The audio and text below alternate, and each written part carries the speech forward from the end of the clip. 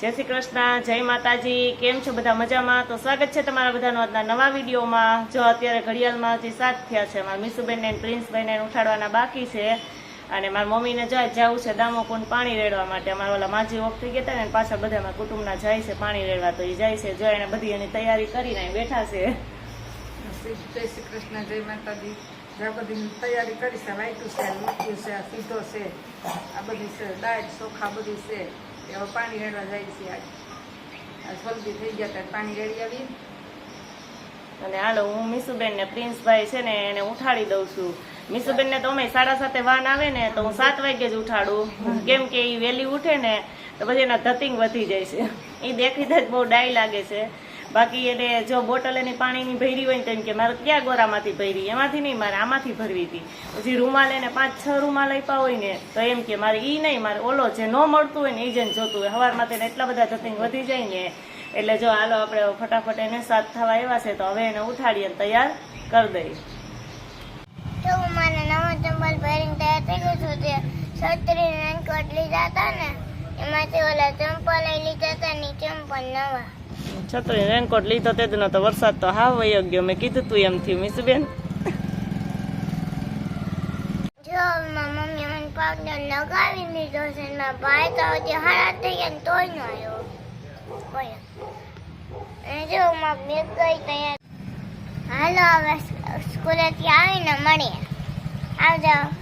અમે સ્કૂલેથી આવી ગયા ને ઘરે આવીને સીધા કપડાં બદલાવીને સીધા અમે વાડી આવતા ને આવ્યા ભેગા તો સ્કૂટીની હાલત તો જો સ્કૂટીમાં ચાર્જર ખતમ થઈ ગયો। જો મારા ભાઈ હે ને હવે ચાર્જિંગ નાખે છે ને હાલો હવે ખેતરમાં જવાનું મન છે તો ખેતરમાં જઈએ આપણે હાલ।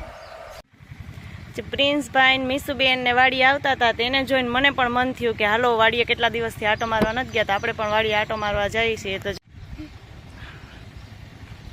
જો આને હે ને હું ભેંસ ભાઈ તો ભેંસ તો ગાડીની થઈ ગઈ, મને જોઈને તો મને માથાને નાનો આવે। તને જોઈને ભેંસ છે ને બેન ગાંડી થઈ જઈશ। હવે હું હોય તો ખબર નહીં।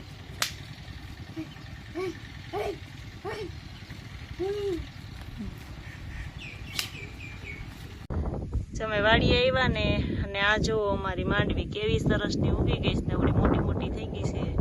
વરસાદને લીધે પીળી રેડ જેવી થઈ ગઈ છે પણ છે સરસ, ઉગી ગઈ છે સરસ।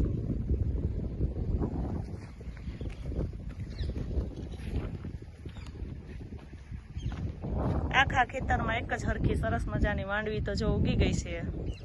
છેઠ ઊંધી જો આમ દેખાય છે।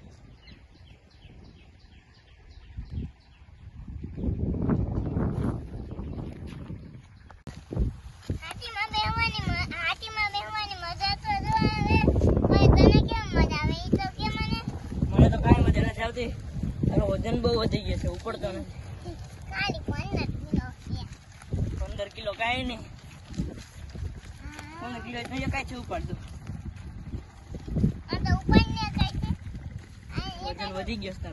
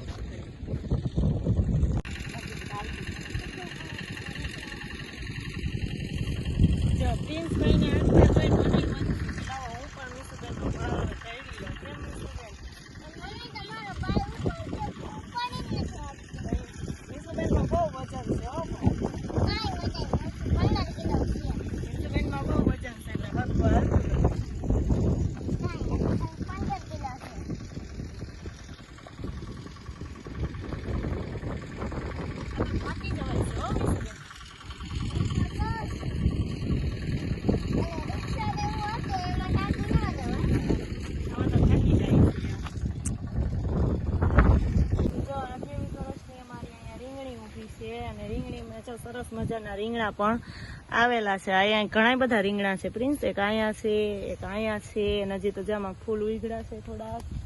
અને આ બાજુ જો આ બધી રીંગણીમાં જો અહીંયા પણ એક રીંગણું આવ્યું છે. રીંગણા ઘણા બધા છે ને આ તો જો કેવડું મોટું રીંગણું છે. પીડા પડી ગયા એ તો બગડી ગયું હોય, પીળું થઈ ગયું ને પાકી ગયું હોય.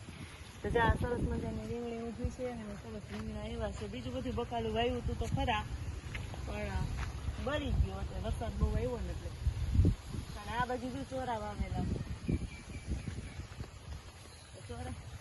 ચોરામાં હજુ બહુ કઈ સિંગું આવતી નથી, ક્યાંક ક્યાંક બસ જો આ ફૂલ આવ્યા છે એટલે હવે સિંગું આમાં આવશે. આ ફૂલ આવ્યા છે ને એટલે, બાકી તો આમાંથી ચોરા તો એકદમ ઘેઘૂર જેવા થઈ ગયા છે, પણ એમાં એક હજી સિંગું બહુ આવતું નથી. હવે જો ફૂલ આવે ને તો ધીમે ધીમે આવશે.